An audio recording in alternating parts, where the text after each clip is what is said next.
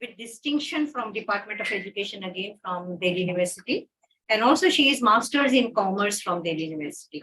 So with two PG degrees and PhD in education. So we are very delighted to have you here, Dr. Gunjan Sharma. She is at present Assistant Professor at School of Education Studies with additional charge as Deputy Dean Planning and Associate Director IQAC, Ambedkar University.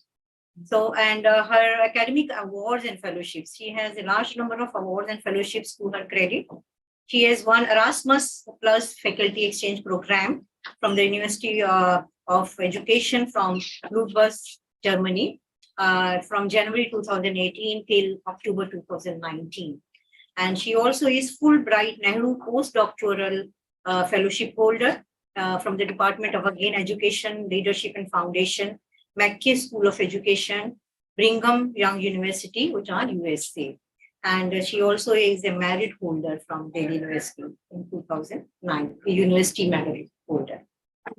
A large number of publications in the education field to her credit, and they are very, very important publications.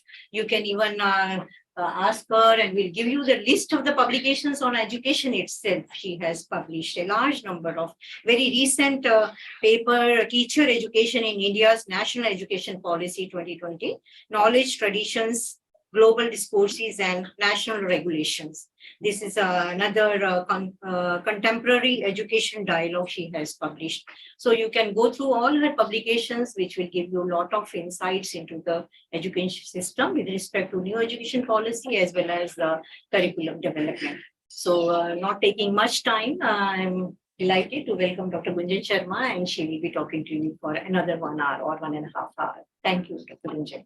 Thank you, ma'am. It's a pleasure to be here. I have a PPT, so maybe I'll go there and make my presentation so that you all can engage with it.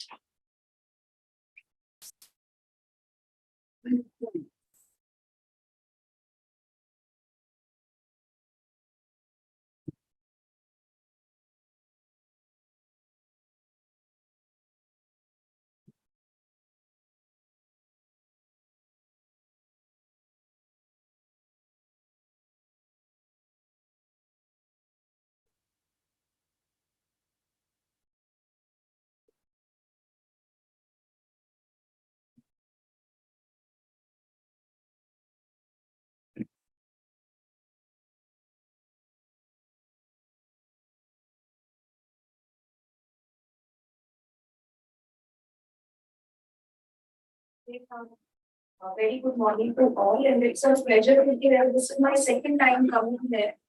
The first time I came, I talked about learning outcomes, and that is something that I'm really interested in. And in case any of you are also interested, I'm very happy to interact with you on that. Today, I am speaking on curriculum development, which is the heart and soul of the area from which I come from, which is education. So all our work, whatever we do in education, boils down eventually to thinking about curriculum. My work is mainly in the area of school education, but I do work in higher education as well. But one of the interesting things is that curriculum development in higher education is not a very well-studied, researched area. And whatever theories we have, whatever concepts we have to rely on school education.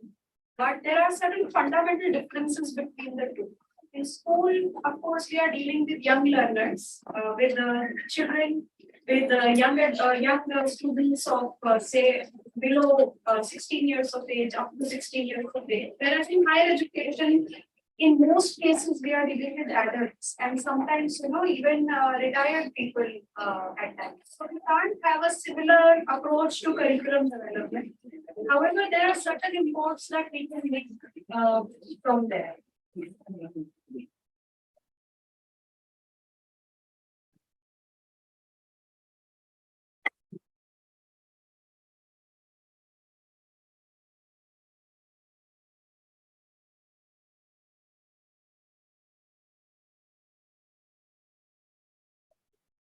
About first thing, which is what is curriculum? What do we even mean by that we have to develop? And then I will be talking about 4 perspectives or models of curriculum development. But at the same time, I'll just forewarn or foreindicate that there are no easy solutions to developing curriculum. It's a very complex process. It's very idiosyncratic in the sense that each individual teacher will have a very different approach to designing curriculum. But there are certain broad perspectives that can help us in framing our ideas. Then I'll describe briefly what each of these models do. And then eventually do a comparison and summary of this. And you are most welcome to stop me in between and ask questions. And I understand that sometimes in faculty development programs, it becomes a very binary kind of a situation where you sit on that side and a speaker stands here. But in most cases, we understand that we also have to sit there at times, and therefore, keeping it interactive really helps. So what is curriculum is a big question, and maybe I could begin with asking you what in your understanding is curriculum. How do you understand what curriculum is?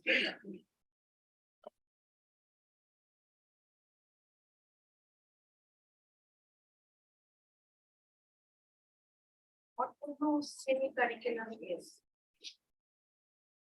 It doesn't have to be a formal definition, but how do you relate to this? What are the key words that come to your mind when you listen to the word curriculum? Contents.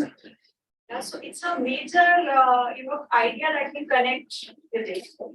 Content. So curriculum is content. And it's very interesting to see that that is the first model of curriculum that I'm going to talk about. Anything else that comes to your mind when you hear this word curriculum?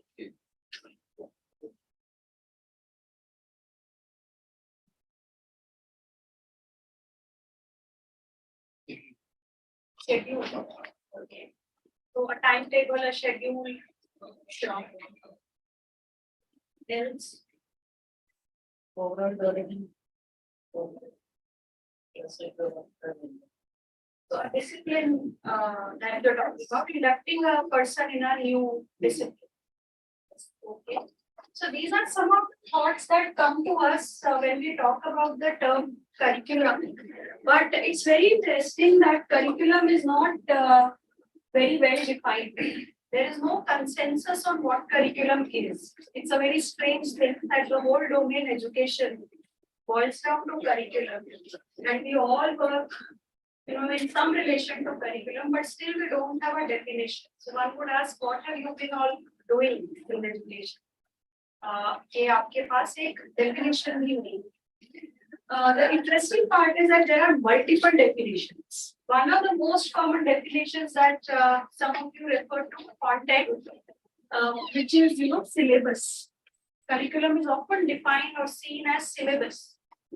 Sometimes it's seen as curriculum framework. I'm not sure if you have seen the national curriculum frameworks. There are 3 national curriculum frameworks that the progressive governments have developed. And the recent one has come out this year, 2023, for school education. And similarly, UGC develops curriculum frameworks for higher education. And they have come out with 2 curriculum frameworks, one for UG, one for PG, very recently, between 2020 and 21. So curriculum framework is also sometimes called a curriculum. So if you ask an educationist, can you show us the curriculum? They will take out a book from their bag and then they will give you at the curriculum framework. It can also be confused with course. Curriculum is a course, and it's not a wrong idea. And sometimes people say curriculum is nothing but a process, which is again, a very unique way of looking at it. And very few educationists have, done work in this area in India, but it's a very strong concept otherwise. That curriculum is a process and not a document or not content. So what happens inside your class is actually curriculum. You can't touch it like you can touch a curriculum framework, or you can't define it like you define a list of topics. And sometimes curriculum is outcomes. So it's not contents, not the inputs, but the outputs. What comes out of the whole educational process at the end. So this means what a learner can do based on their is actually and some people say that it's objectives. So you define objectives. The focus is on defining objectives. So what do you have to do needs to be defined. So these are, different ways in which curriculum is looked at. And there is no consensus on which one is the correct way. You can understand that there will be different ways of developing curriculum also. Because the definitions vary. Understand the process of development of curriculum also. And a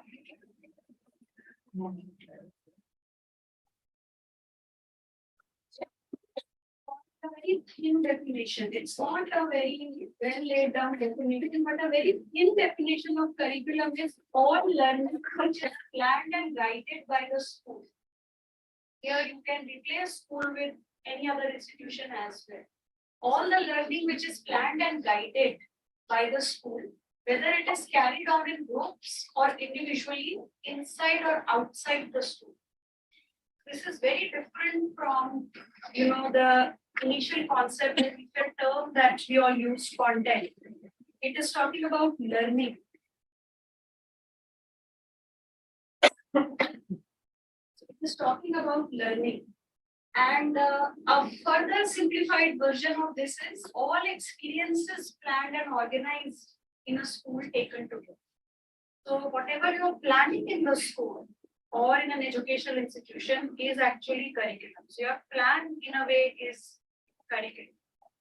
But if one has to break it down, what does it take to think about curriculum, or how do we begin thinking about how to develop a curriculum?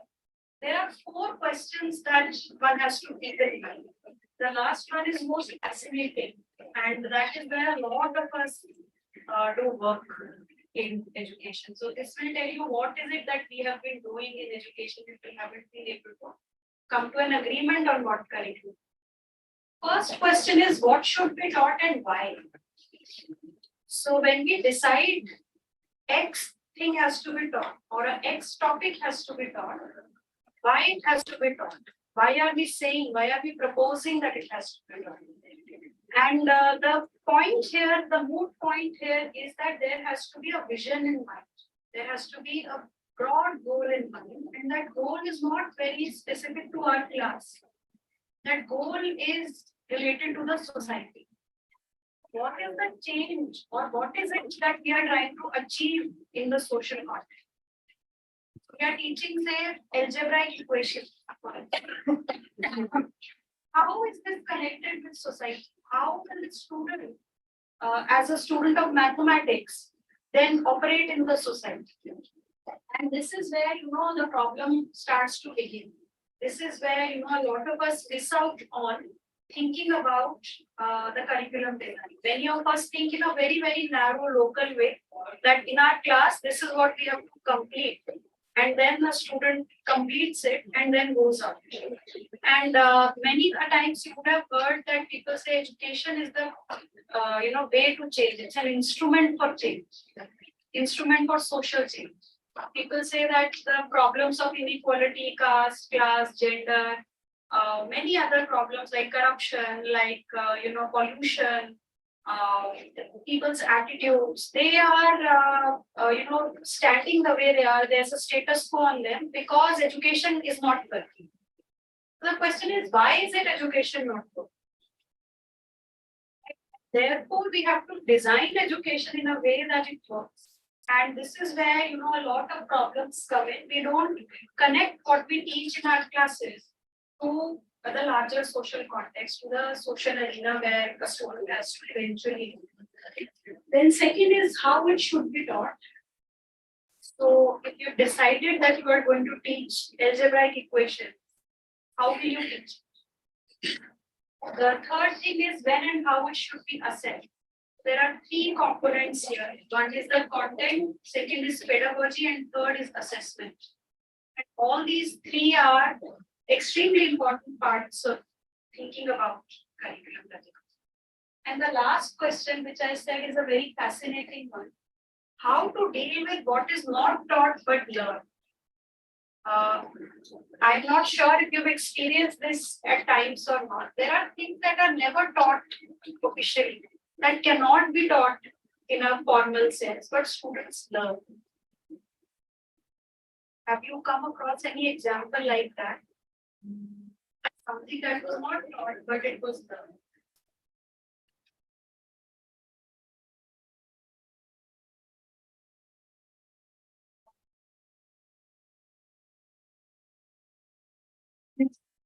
Ethics, absolutely. So they are not formally taught, but they are somehow learned.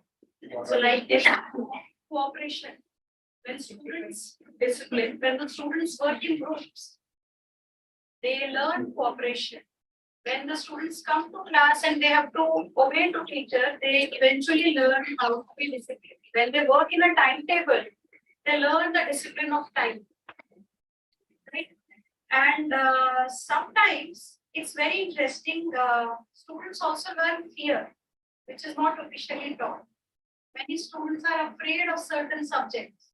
For instance, mathematics is one subject of which a large number of students, especially girl students, are dreaded. There's a huge data on which fear of mathematics in women students has been studied, and it's a trend across the globe. A teacher is not scaring a woman student consciously or actively, or the content is not such that it is going to discriminate between a male student or a female student.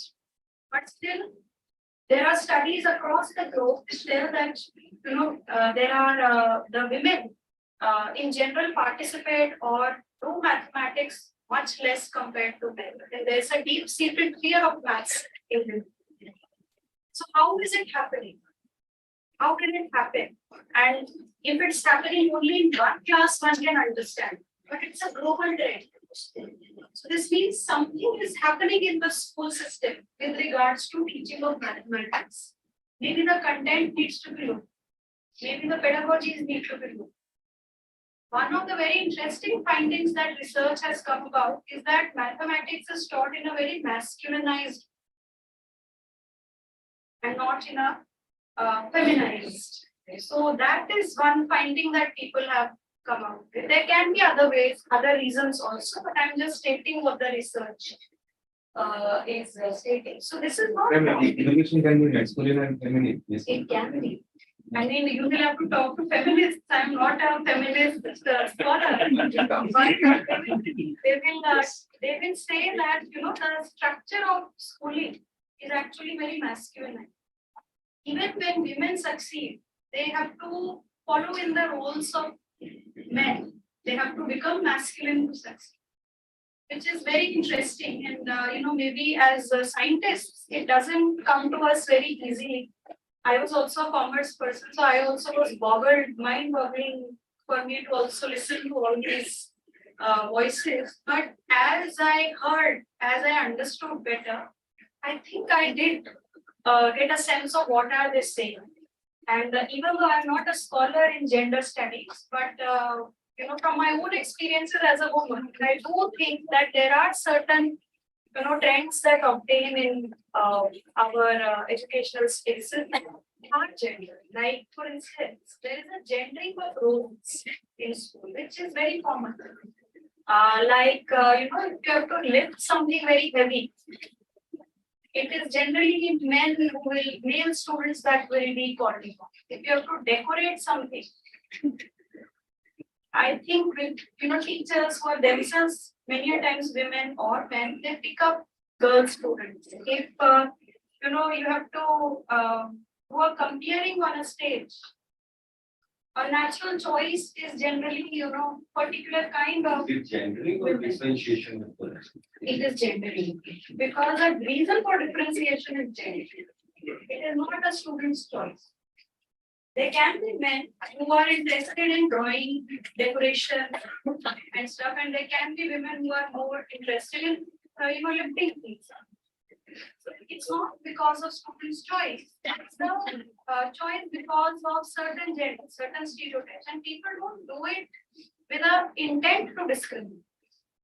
So that is something that is more important. If it's intentional, then you can stop it. If somebody is doing it intentionally, it can be Stop. It is social inheritance, right? It's a way mind functions because certain things have been happening in certain ways for ages. It becomes a norm. Or we can decide that. One will first have to become aware of what the stereotypes are. What are our stereotypes? And that is why this is exactly what educationists are doing. The question that you are pointing to. How to deal with what is not taught but learned. And in large measure, there's an agreement in education that if you deal with this thing, then other questions are fairly easier to deal with. It's very complicated, and we call it something with a very fascinating name, hidden curriculum. This is the overt curriculum, and this is the hidden. What is hiding in the in the curriculum? So you can also see these trends happening. Gender को छोड़ दीजिए, other cases also. For instance, in the case of caste, if you look at higher education AISHE data, AISHE data, you will see that a large number of SC, ST, OBC students are studying arts subjects. They are located in arts subjects. And a large number of forward caste students are in the sciences, in the technical professional domain. How is it happening? It's not possible that that a large number of students have actively chosen and are very happy to do those subjects. So it's a very strange development that there is also similar thing about disability. You can see a lot of disabled students in music courses. And in crafts. Are no disabled students interested in advanced mathematics? So these are questions which are very, very strongly important for us, and we deal with this and we say that if we deal with this, rest of it we can do. It's not that difficult. From our own disciplinary locations, we can easily identify what should we teach and why to teach. And once we know what is to be taught, we can decide how it is to be taught. And there's no standard rule about it. Yeah, but there are certain problems that come with regard to the last question. So there are two key features from whatever we agree on about curriculum. One is that learning is planned and guided. It has to be planned. It can't be that we all collect at one place and now we are just doing whatever we like. It has to be planned. And it is restricted to institutional education, to schools, colleges. But learning and education, both formal, informal, doesn't only happen in schools. What would be other sides of education that you would say are very important, other than family, absolutely. Any other sports, other religion? But there's one very important side which has grown up out of proportion in the past 10 years. And it is just so powerful that it has, in fact, decentered the power of schools and family and religion. And one finds that it has such a massive impact on young learners that they already, when they come to schools, they already have very, very strong notions about certain things. When they come to higher education, their mind is already framed. And it is not framed well because social media is not planned and guided. It is all arbitrary. And they come with very, very wrong notions about things. They come with conceptual issues. They come with, stereotypes. They also come with sometimes very advanced information itself. Like they are extremely good in technology when the students reach us. I started doing my master's. I didn't even know how to operate a computer. But my students, they can, repair my iPhone. They can do things which I couldn't even imagine. So it said in our general this thing that if there's a technological issue that you encounter, find the youngest person in the campus. They will be able to address it far better than the experts. So that's something that has happened over the years, and the power of social media, the power of digital media in particular has become so strong that it has decentered, it has shaken the roots of everything that we do. So now there's a discussion on how to bring social media in a planned way within the ambit of our curriculum. AI, artificial intelligence, is a very powerful challenge as well as a benefit boon for education. And we are thinking about how do we incorporate it within the formal curriculum. So these are the discussions that are going on. And then there are 4 models of thinking about these questions. What to teach, how to teach, what is taught but not, what is not taught but learned. All these 4 questions. There are 4 ways of thinking about it. You can also call them 4 perspectives, you can call them 4 approaches, 4 definitions, whichever way you would like to call it, but I prefer calling them frameworks. 4 frameworks of curriculum. First is understanding of curriculum as a body of knowledge to be transmitted. This is the most common and the oldest understanding of curriculum. So when schools were established, during the time when industrial revolution was taking place, mass education was established. In Indian context, schooling doesn't have a very long history. It's only about 150 years old history. So 1.5 centuries. In the colonial times, the kind of schools that we studied were established. This was the model with which they were established. That there will be a class, there will be teachers, and they will, transmit information to students from books. And here, curriculum is seen as content. The second definition is again very interesting. It's again an old definition. 1940s, this definition became very prominent. Curriculum as a means to achieve certain ends. So it's not content, but it's an instrument. Instrument for what? To lead to certain outcome. So like we say, we want to prepare excellent agricultural scientists. We want to prepare excellent curriculum developers. So what is we teaching is not important. But the fact that this person becomes what we want them to be is what guides everything. So the focus is on the end result and not the content. But that doesn't mean content is absent. Content is there. But you think more about the end result rather than where to start. It's like training. It's like training. So the training leads to certain kinds of skills. So like maybe after this session, you will be able to at least say that it's a very complicated aim. And that is my aim. And that is the result I'm trying to obtain. Maybe somebody who teaches a class on learning outcomes, they will say that you are able to design learning outcomes after this phase. So what am I going to teach is not really important. The end result has to lead to that. So my planning has to be backwards rather than transmitting data. I am seeing the end result and thinking backwards. Curriculum as a process. So it's like that you do have a rough idea of what you want to teach, but you are not fixed about it. So when you come to the class, a student asks a very interesting question. Like you ask that, sir, you also ask that gender, is it because of gender?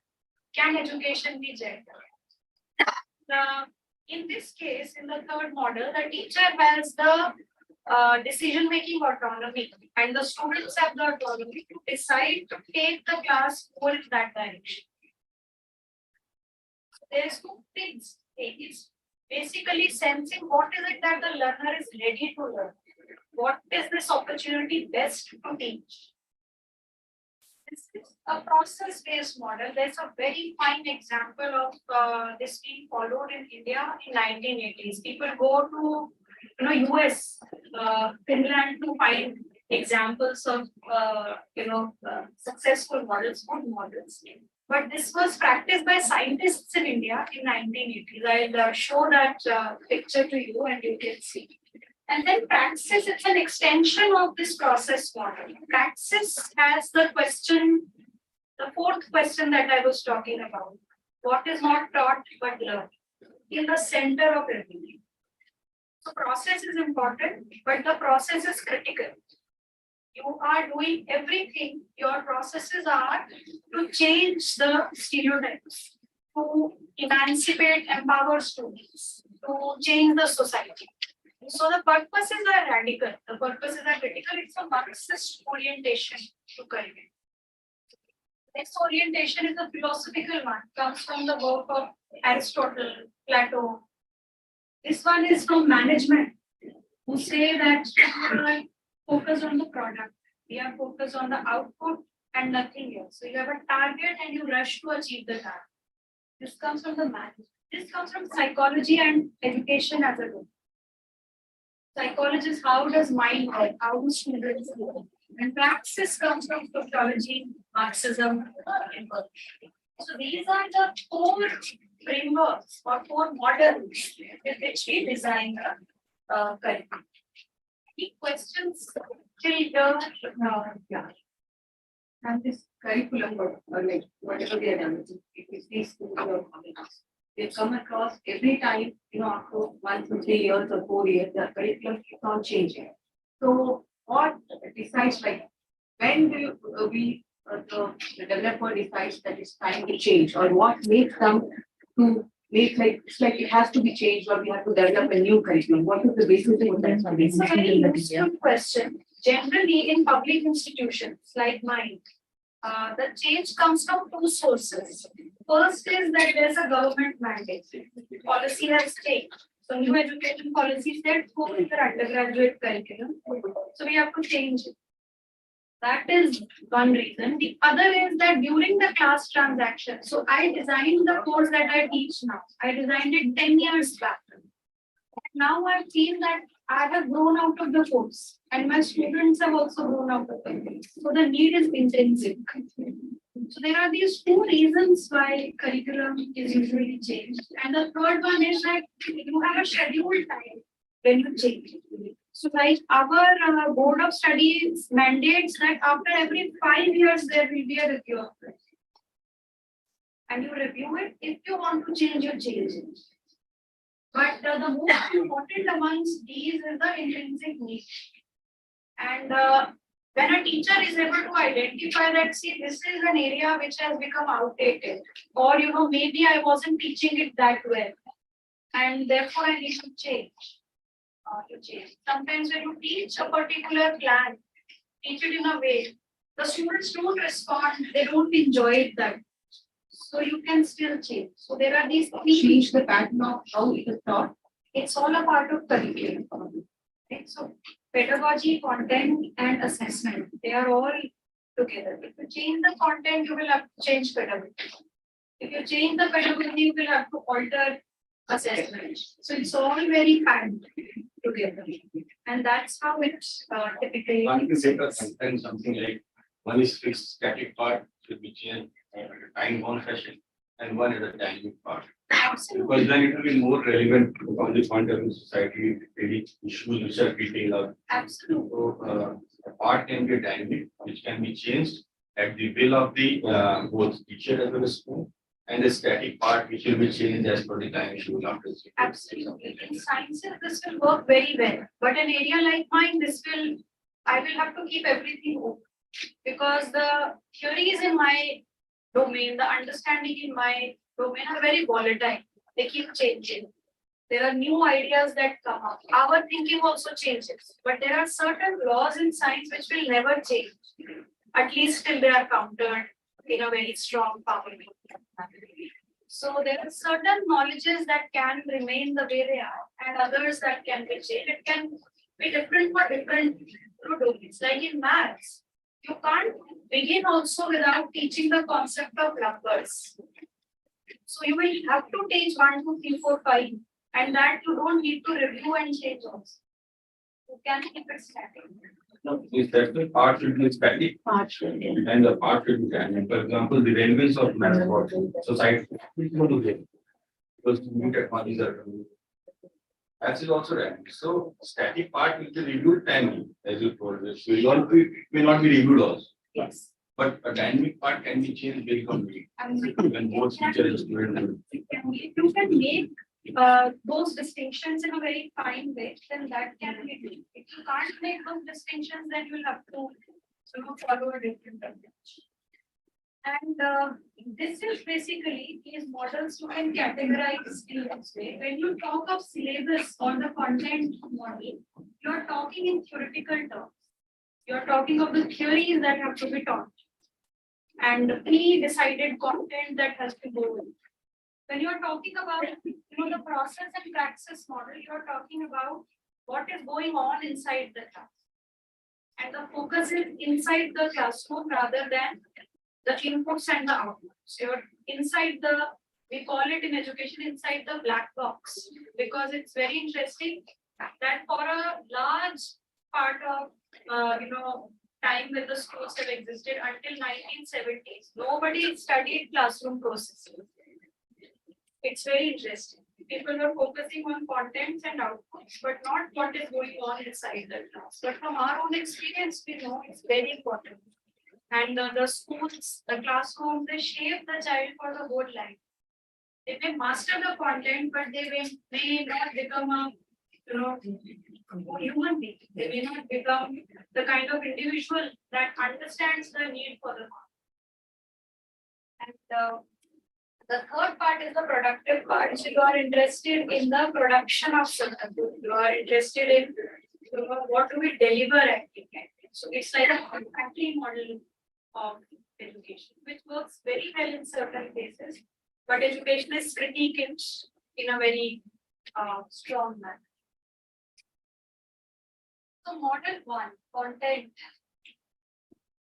As we said that the focus here is on syllabus, and syllabus can take various forms. It could be a list of topics. Right? It could be a list of topics. It could be a table, like someone said schedule in the very beginning. It could be a table that has been prepared. It could be, a particular theory, and you are breaking it down in terms of how to teach it.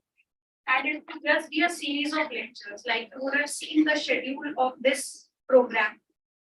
You would see there's a series of lectures that is listed, and that is the curriculum of this program. And here you see education as the process by which contents are transmitted or delivered to the students. So the students are like recipients. They are like receptors, or like we call it jug-mug theory. So there's a jug, which is the teacher, and there's a mug that is a student. So you pour contents from the jug to the mug. It's as simple. So knowledge is treated as an object, as static. Right? And this is the oldest manner in which we understand, and it's very interesting that in our context, Indian context in particular, we still stick to this model. I'm not saying it's a problematic model, but we are sticking to the oldest model, the most traditional of all. So I'll show you, this is UGC's model curriculum framework. So they have developed the frameworks. You can check it on their website. The snapshot is from yesterday. And they have developed, in a model curriculum for various subjects. They are calling it curriculum. And this is how their anthropology curriculum looks like. You can see how they have used the term syllabus, and they have listed 2.1 as theories of organic evolution, synthetic theory of evolution, position of a man in animal kingdom. So you can see they have laid down the list of contents, which is,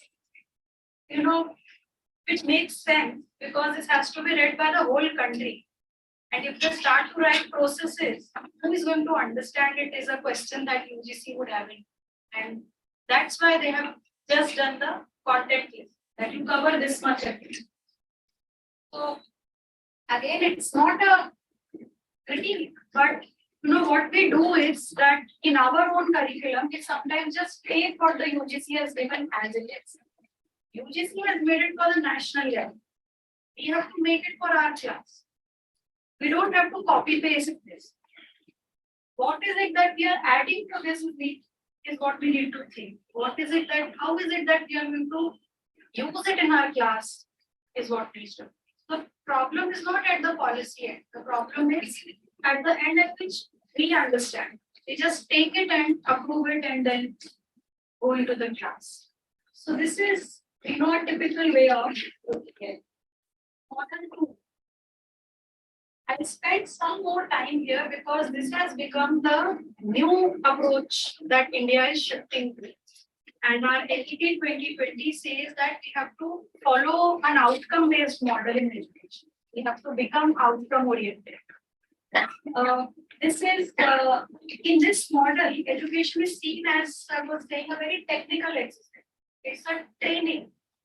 It's largely to obtain certain results. And the reason for India shifting to this model is that we have a huge human resource. We have a massive human resource, and the issue is that it's not very well trained. And to be able to achieve economic development, to be able to work in certain ways, one has to train the human beings. Our education systems are very weak because we don't have enough teachers. So we have to train teachers to be able to train students. We have a shortage of 1 million teachers at present. And the maximum shortage is concentrated in Uttar Pradesh and Bihar.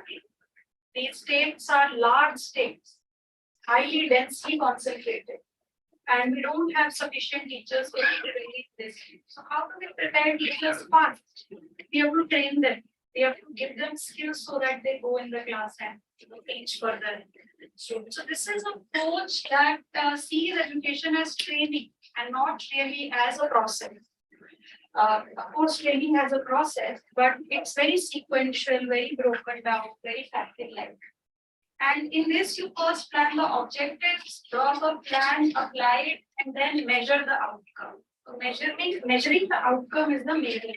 You would have heard Husser reports.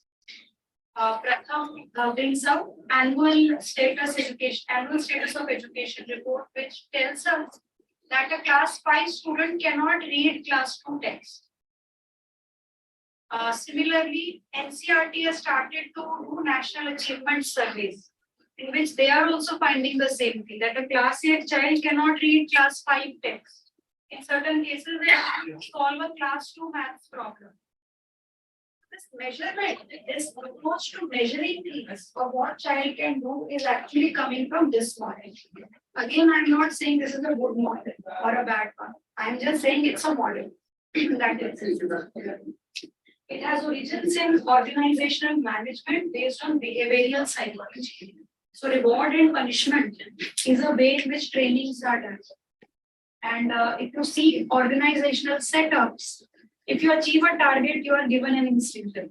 If you don't achieve it, you are given a disincentive or not done anything about it. So this is the model that this is the approach that this model follows. But what are outcomes? Outcomes are clear learning results that we want students to demonstrate. And so that is basically what it is. And outcomes are actions or performance. So what is it that the students is really able to do? So that's why there is a focus more on vocationalizing education. That you make students do certain things that can lead to betterment of their own standards of living as well as of. I will skip this part. This is the critical part, but I can come back to it if you would like to think, if you would like to engage with it. So these are the steps of this model. This is how you design curriculum based on this model. First, you diagnose the need. Diagnose the need in what sense? Diagnose why, how is it that we are going to achieve this objective, achieve this end. Second, you formulate those objectives that you want to achieve. Second, third, you select the content. Fourth, you organize it. Fifth, you select learning experience. Sixth, you organize them and then you evaluate them. It looks very technical and very well laid down, but it actually is very commonsensical abuse. This is exactly how we think about our classes. So, what is it that we want in the end? We will first think about, okay, this is what I want. Then you will select a certain topic that to which you will transact that whole objective. You will organize it. You will decide what activities to do in the class. And then you will do those activities and then you will assess. So there's nothing profound about it. And it has become a common knowledge for us because these ideas are dated back to 1960s, 40s. So it's a common knowledge for us and no longer a theory. It's a practice. That is how we do it. Ma'am, in the previous one, this need is in relation to what? Is it related to society or something else? It would be related to society, but here in a very particular sense, it is related to what is it that the student is going to do at the end. What's happening actually, this is the reason our engineering education is failing. Because we're not able to properly assess the need of society and the industry. So for example, we are giving education for 4 years. After 4 years, we see in the market that the industry needs artificial intelligence, robotics, etc. So once the student leaves from the institution, he's not to cope up with that need. That's the problem. Exactly. This is precisely how you identify need, but it can also be very narrow. It can be for one class. So one class is not going to achieve a great objective. It will only do something very limited. So my student is able to tie a shoelace at the end of the class. It could be as narrow as that. But ultimately, let's suppose that able to tie a shoelace, once he or she is out of that education, whether tying that shoelace works for her or him or not, that's a question. Absolutely. So, one has to sequence things. And this is what the model is encouraging you to do. You have to sequence each class broken down has to connect to a larger object. Just like, assembly line in a factory works. So you have a car which is assembled on a conveyor belt. You begin with, some motor part and then, each foreman on the way does something very small. And in the end, you have a finished car. But who has made that car? Nobody knows. Nobody has. Maruti has made the car. So it's a company. It's a work of everyone put together. So you have to be very clear at what stage what is to be done and how then it connects with a larger object. You're right in that. That is the issue with the agricultural education because we have the agriculture subject after 12th. We don't have in the first class, second class, third class. So that assembly line up to the 12th, it's 0. It's not working. Yes. But now it will. So in the class 9 now, the students can choose agriculture and you will have better prepared students. But I am wondering, would a student choose agriculture? Would a student choose education? I don't really think so. They will largely go for areas which are going to give them very good incomes, huge, massive incomes. Or agriculture, maybe higher education level, it has to change. Entry requirements have to be reformed. These are questions. I feel they will choose because what has been our experience, we have the people from the IITs living there and entering the agriculture in entrepreneurship. When the agriculture is in the business perspective, then definitely they will choose. You're right, sir. Also, a student will choose agriculture at 9, 10, 11, 12, but they may do something else. They may go to literature, Yes. they may come to education. Yes. It's not a very clear assembly line. And this is precisely what these people are saying, that you fix this assembly line. so that there is a specialization, and this talks to scientists very well, especially the scientists working in applied areas. They also identify this problem. There are issues in this chain, and the students do not really concentrate. The education system doesn't allow students to think clearly and systematic. You are right. From this perspective, there's a massive issue in certain areas. But the next model will tell you that there are massive issues in this model, in this approach itself. So that's a very interesting point to look at. This is UGC's learning outcomes-based curriculum framework, which I'll encourage all of you to look. So it's a very interesting document. And globally, there are agreements with education to a very outcomes-based. Again, education is critiqued this. They say that education is not only for job market. Education is not only for economy. Education is also for, say, becoming a good individual, becoming reflective, right? So we don't just need people who produce, we also need people who think. We need people who can write poetry. We need people who can sing and dance, or who can critique also. And not just people who are very productive and they are just going on producing stuff and are very skilled, but they don't need artists, philosophers. These are the issues that we are pointing to. But yes, there are global agreements, particularly the Washington Accord, which India also signed, that we will shift everything to an outcome based. Everything is something that we don't agree. We don't need to shift everything to an outcomes based. Some things definitely yes, but not everything. So what are the issues of this model? It is not always possible to break it down. Everything is not breakable. So how do you break down poetry? How do you break down, philosophy? How do you break down, Bharatanatyam? People do break it down. But eventually when the artist performs, they recreate their own form. In certain areas, learning is not demonstrable. Right? So, and there are certain learners who will not be able to demonstrate certain learnings, particularly, in the areas where there is disability. Certain performances cannot be demonstrated. So, does that mean the student has not learned? I don't know. It's an open question. Right? So, if they can't demonstrate a performance, then this model starts to fail. They will keep working on the student constantly to make them perform, and it becomes very taxing, burdensome for the students in that.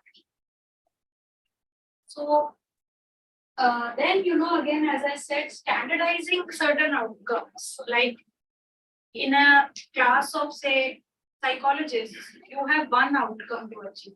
There are 100 students of psychology. All of them will achieve one outcome. This has problems, right?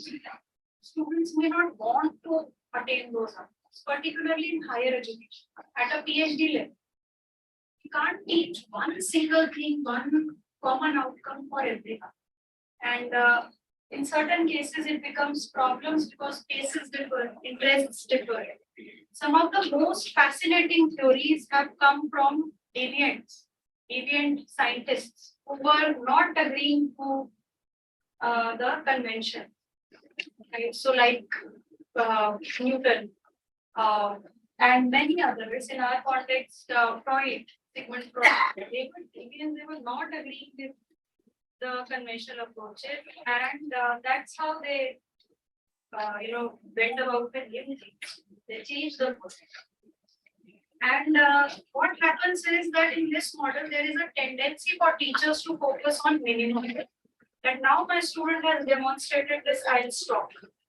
They'll not go beyond it. There's a complete stop. So minimum they have done, and now they are free. This is a tendency that seeps in the system, and government schools may in low PCHG private schools, in average private schools, this is the problem that we are encountering. They do the minimum and then stop. Modern peak. This has emerged in critique of the previous model, in critique of the product or outcome model. And it is saying that curriculum is not a physical thing. You can't see curriculum. It is basically the interactions that happen in the class. So what does it do? There is one very important change that it is making. Can you identify what is that change? There's a very, very important shift that has happened. When you focus on interaction. Feedback from the student. Absolutely. The role of the students becomes very important. If it's an interaction, can't be one-sided, has to have a dialogue. Therefore, the students are very important. As of now, in the jug mark, students are passive receptors. You are filling knowledge in their heads. In the outcomes model, you are pushing them to achieve targets. It is here that they are speaking up. They are present in the class, and their voices really matter. And that is why, this model is really celebrated by education. There was a very good national curriculum framework that was made in 2005 that is entirely based on this model, but it failed miserably. Why?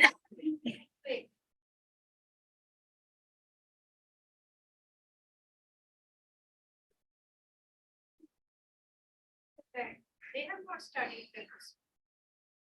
Scientists were more receptive. Other teachers were a little, not able to adapt. So in sciences, there was a shift, but not in other areas that much. And there are, in this model, what happens in the classroom is the central part. And there are just far too many variables or elements that are working.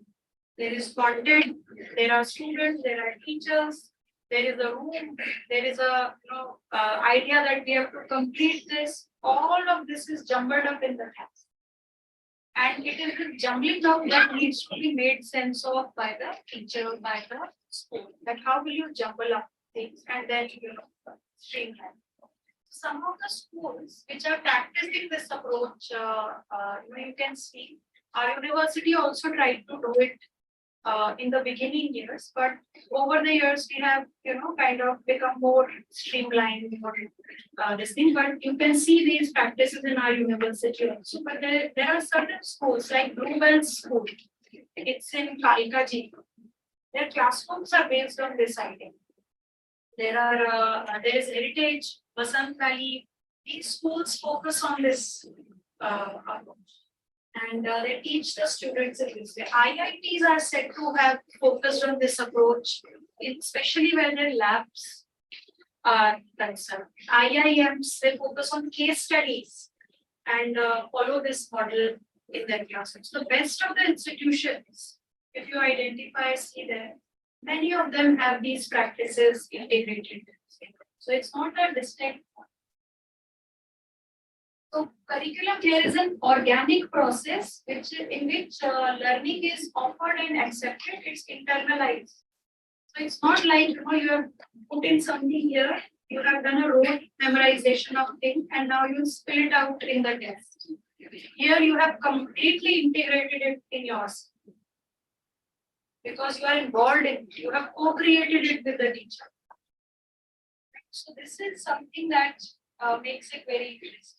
Here, the word curriculum itself can be replaced with process. You don't need the curriculum atom because you are not pre-deciding everything. You are open, you are flexible. And what is the goal? The goal is to learn. What to learn is open, but that we have to learn is a. This works very well in higher education if you have the space and scope to practice, especially in sciences. I will skip this part. So therefore, here the material is not, packaged and syllabus not to be delivered. It's a way of translating educational ideas into hypothesis. So you are all very familiar with hypothesis testing. How do you test hypothesis? How would you do? Based upon sample. Samples. You will go out, you will collect samples to analyze them. A teacher can't come and tell you that this is a hypothesis, I have proved it, it's done. And you believe. This is how science hypothesis testing works. Your class has to think thought of like a hypothesis testing, a domain of hypothesis testing. And the approach is that your teachers and students are working together. They are not hierarchical. That some knowledge has been delivered, and this is a person who's knowledgeable, and I am a person who has some weakness. I don't know to receive it, and so they have to work together. And in certain cases, it's very interesting. You will find that students know more than the teachers. Like I gave an example as a client that if I have a problem with my computer, my students are far better than me at repairing it. They are far better at creating certain materials than me, which is very interesting. So some of my students draw very well. They are artists in their own right. And if one has to design something for taking to a school, to school children, they do a better job than I do. So there I can learn from them. Yeah, this word is very important, which is co-construction of knowledge. So you are co-creators, and knowledge is not outside the class, it's inside the class. So this is something which is very important. And this is an example that I said I'll talk about briefly. This is Hoshangabad Science Teaching Program. In 1980s, Hoshangabad is a district in Madhya Pradesh. And physicists from Delhi University, Professor Anil Sarkopal was leading them. They were very bothered with the way science is taught in schools. And they were very, disturbed by the unscientific way in which science is taught. And they said that science teaching has to change. They collaborated with the government of Madhya Pradesh at that time in 1980s and launched a science teaching program where they went into government schools, especially poor marginalized government schools. They worked with the teachers and they organized camps for teachers where teachers did a large number of experiments themselves, and they enjoyed it so much that they changed the way they taught in the class.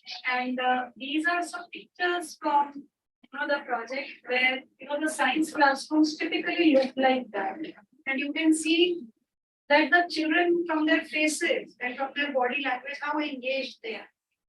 They are not bothered about assessment. They are focused on what they are doing at that time. These are teachers. They are creating a learning material. They are identifying different kinds of crops that grow in the area and making a chart out of it. And this is a learning material for teachers.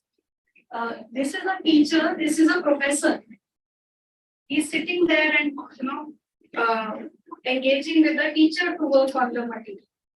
And these are measurements that a child is taking of a sapling that has popped out, and seeing where exactly how long it is going to take for it to fully bloom.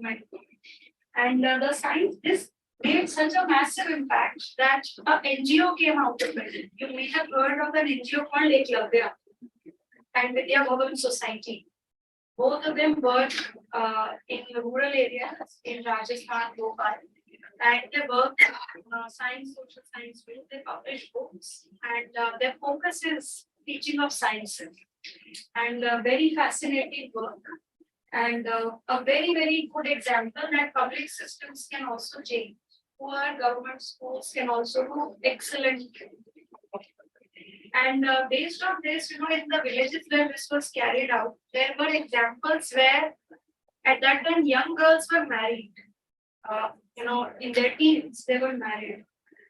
The girls refused to marry at young age. They changed so much. They also, kind of identified quackery in the sense that, there was a disease that spread in a particular village.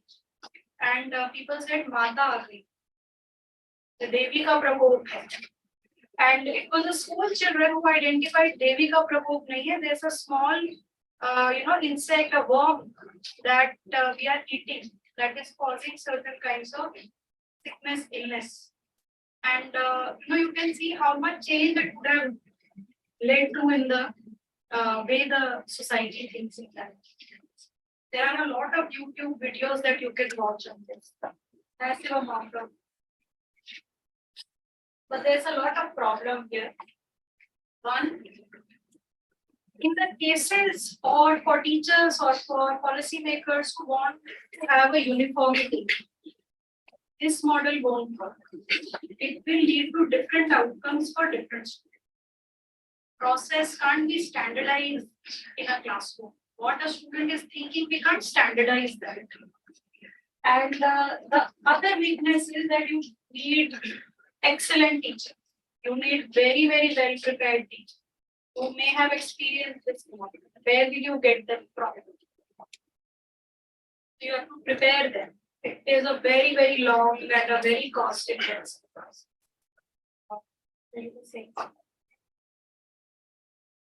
Then the last model, it is a further development of the process model, where the process is directed at questioning power. So questioning issues of gender, caste, race. It is known as critical pedagogy. You may have heard of this term, critical pedagogy. You have a pedagogy, but when you attach the question of power, so like the point where I began from, what is it that is not taught but still learned in a class? So gender issues of classmates who are discussing, and that is a very important thing, and you are able to do certain things about it. This has come from a Brazilian educator's work, Paulo Freire, and he says that the goal of education is to emancipate, to make students critically conscious. I'll not spend a lot of time on this. I'll just go give an example. Why is it called praxis? Because it's we can't see it very clearly here. So practice is practice plus reflection. You just don't simply keep acting.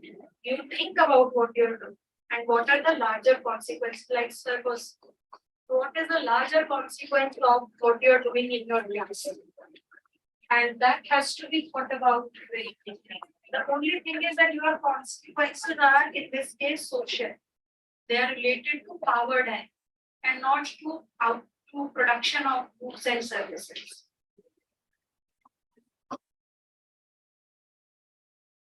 There are certain examples. This is a very good book published by Eklavya that I was just mentioning.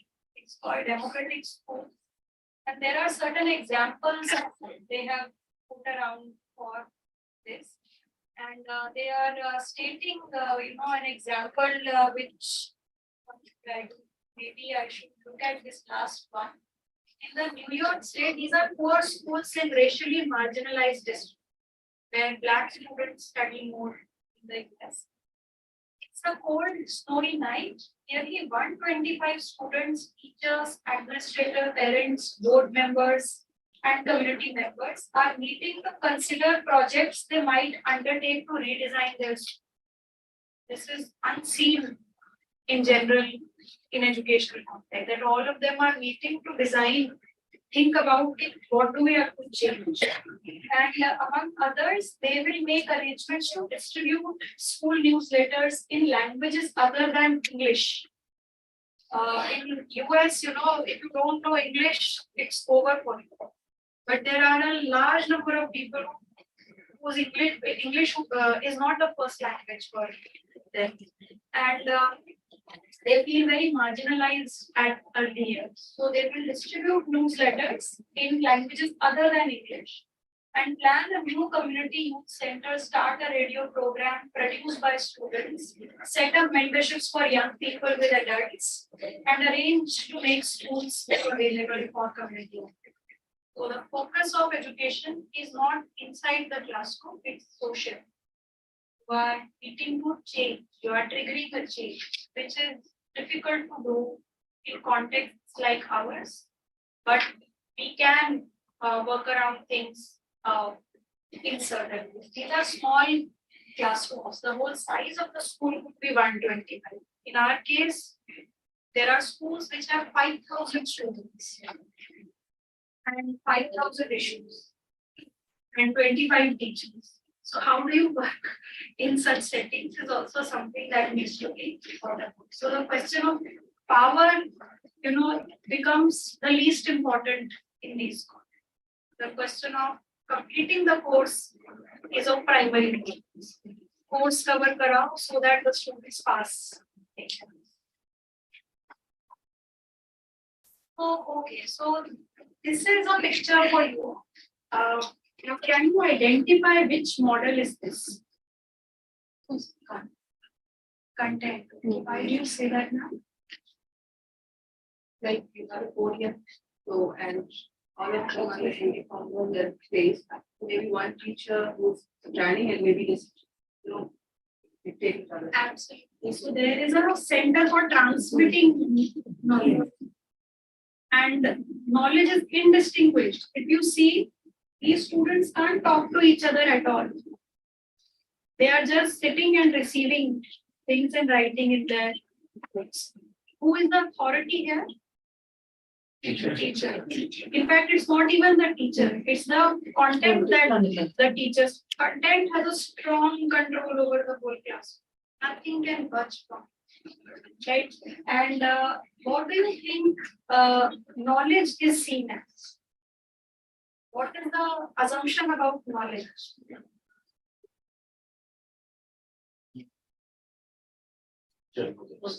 Teacher knows everything. Static.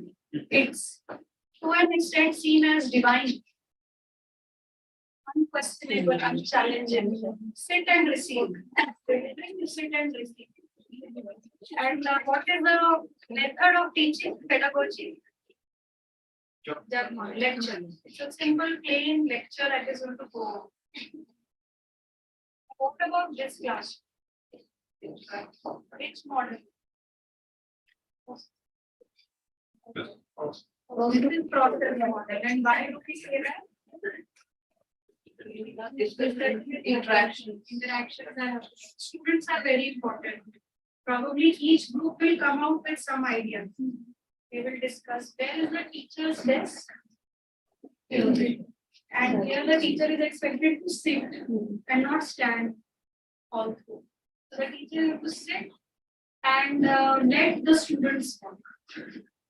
And the students will come out with some ideas. Do you think same ideas will to come from all these tables? Why?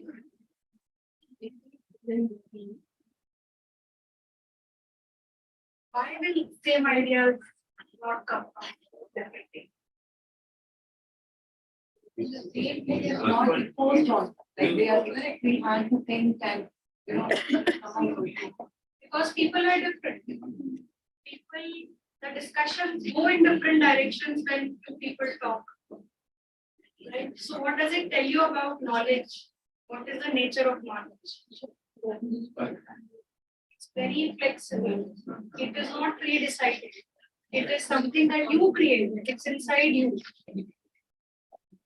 Right? So this is a very fascinating way of thinking about our classroom spaces. So what are the assumptions with which we are creating it? In my school, in my department, we have this way of sitting. We sit like this. But every day when the cleaners come, they straighten it up.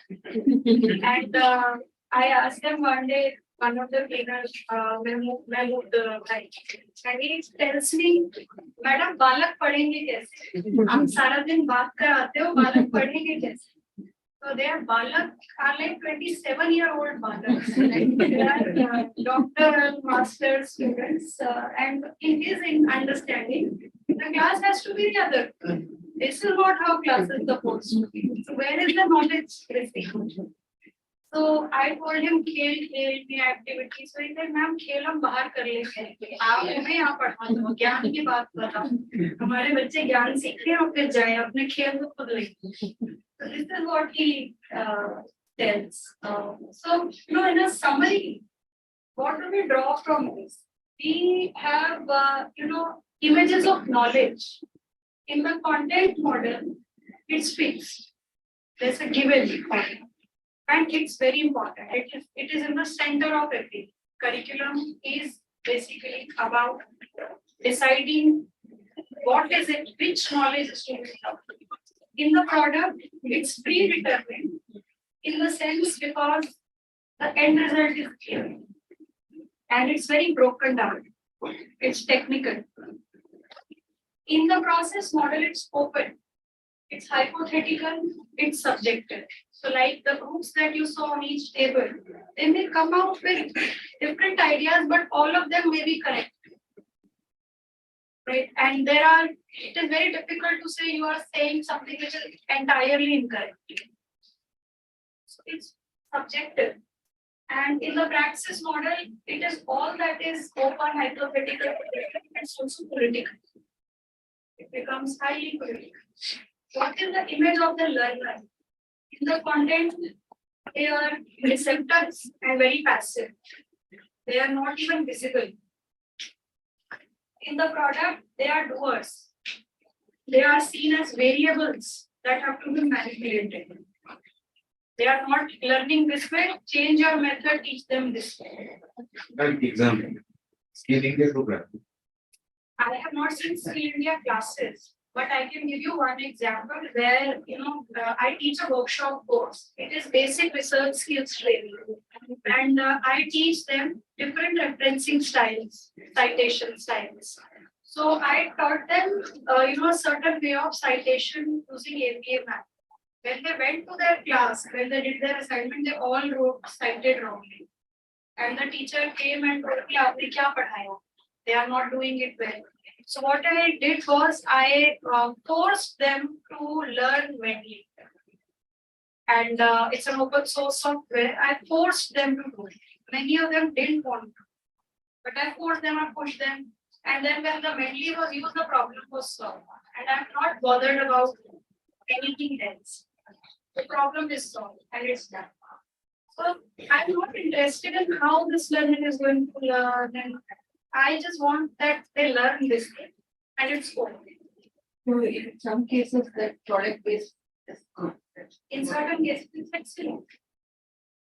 There is nothing like ideal, everything, you have to Absolutely. mix it rightly. But the problem is when you say everything has to be this way, that is where we are moving. Make everything this way. This is not how everything can be. So the problem is of the dominance of content and product model. Content model is dominant as of now in our context, but we are shifting to product model. But we are not looking at the other alternatives. We are not even thinking about completely. That is the UGC. But that very many issues.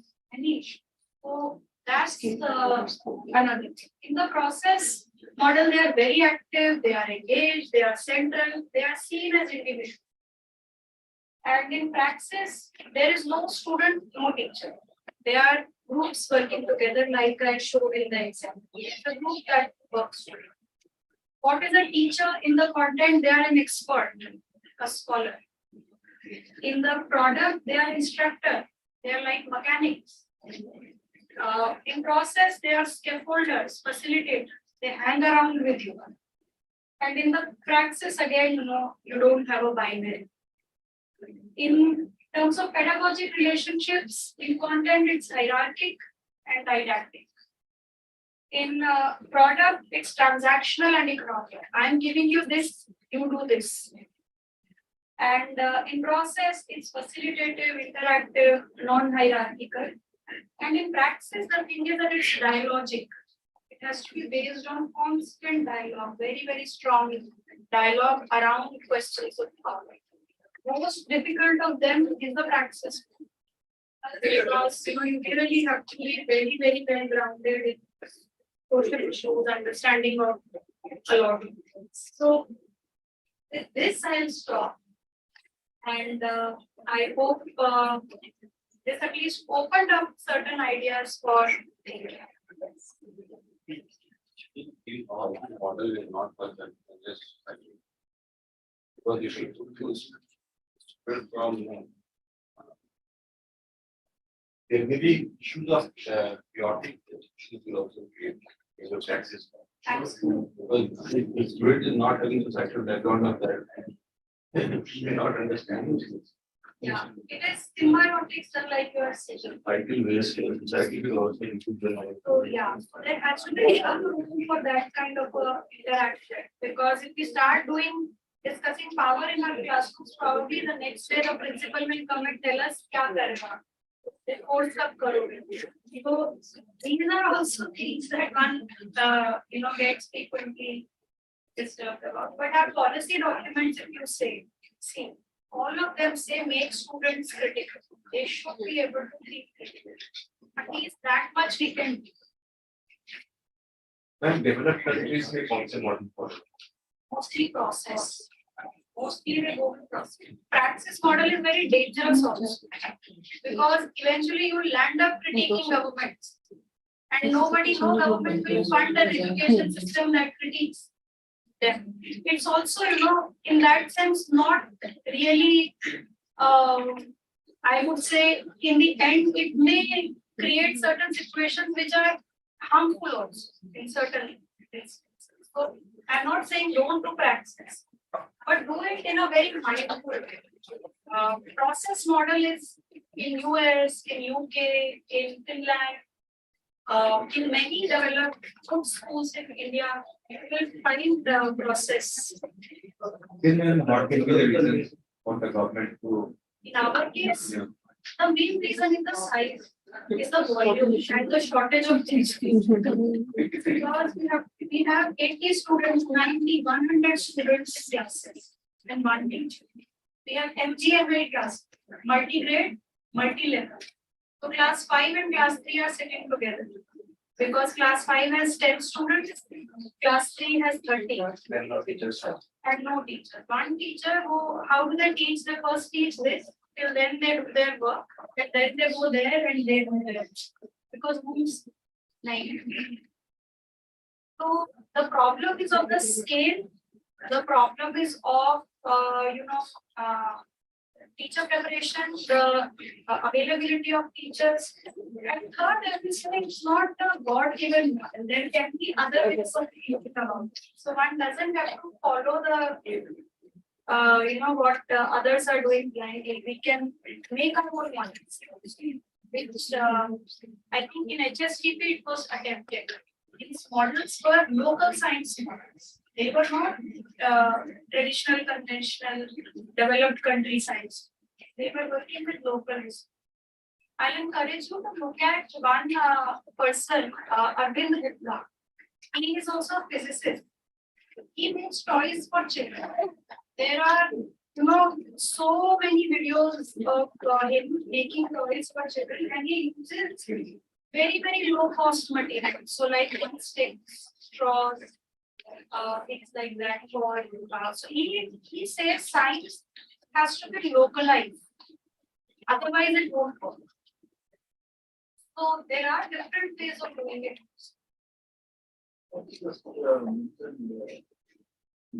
The course, he asked, what are the models for developed countries? Washington Accord, all about this. Washington Accord, we are signatory. Yeah, And that really, based on that accord, we are going to product approach. yes. So it's very interesting. In the developed countries, the product approach, there are a lot of very powerful critiques of it. And over the years, it has been realized that it is not working out very well. And they have gone to the process side more. than the outcomes focus. However, in the developing countries, because the workforce is large and the conditions are apt for implementing a product model, it is being adopted. Our crisis is large population and we have to feed that population. So how do we feed it? We have to make our economy grow at a fast pace and at a scale. We can't achieve it, with very, very intensive, resource intensive models. Yeah, if I may add two sentences, like you said, like our students nearly 50 years. So when McKay or 20 started this kind of schooling, the main driving force was the same reasoning what we are discussing again today, going back to the product. So there are two spheres of it. So one of the course the Britishers, they never wanted the natives to be educated and to sit in the same house with the white. And another fierce opponents were our own people, who thought that our Sanatani or these things will go away, we will be having this Western culture, our children will be polluted. So anyway, ultimately the thing is that the school education was adopted. Another experiment was done this morning, like I remember mentioning about that, the Taylor in Shashanikatan, he wanted the same school model to be adopted. He wanted, he was never supportive of the Western school education system. He wanted to have our very nationalized kind of education system. Shashanikatan is still there, the university is still there. But that model is not there. We are very much in the modern education system is taught in that university. But if you see again, if you are going back to the system, only usefulness. There is no joy of learning. I think there is a quote like it says the greatest enemy of science is its usefulness. So the way we look science is always about making this kind of things. And it's for another could never thought this is the way they discovery kind of important. So why did you say the need? This is the need. Problem is who is determining the need. He said Washington Accord, but Washington goes back to product. But Washington Accord forcing us to go to the product. So this main problem is who is determining the need. Exactly. Who determines the need? We maybe teachers, scientists are allowed to determine the needs. Our needs will be very different than how we are. And the challenge is also, I completely resonate with what sir is saying. The challenge is also that we have people who are able to identify these. Right? So we really need to work a lot on teacher preparation. And unless we have well-rounded teachers in schools, I don't think our system can change or acknowledge the kind of issues that sir is mentioning. So yeah, I think I'm biting into your lunch for time. So I'll close now. And is there in case any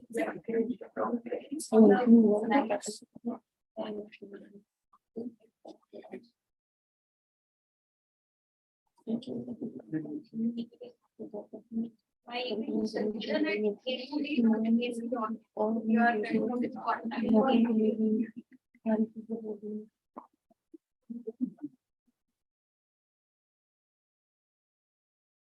We must agree that it was an excellent lecture. Again, a foundation. Although from the school itself, what she talked about from a very grassroots level, how you can have different models and then you can devise your own content and the way you do it for the higher education, what you all intend to take up. Yes. So we can again clap for her. Thank you so much.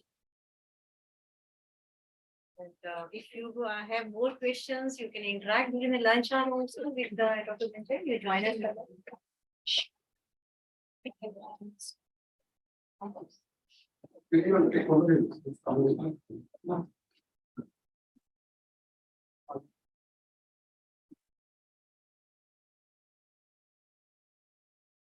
Great.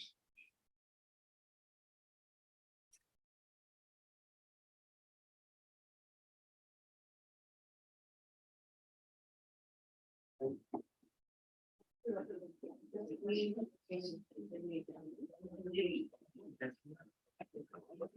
back at 2 o'clock.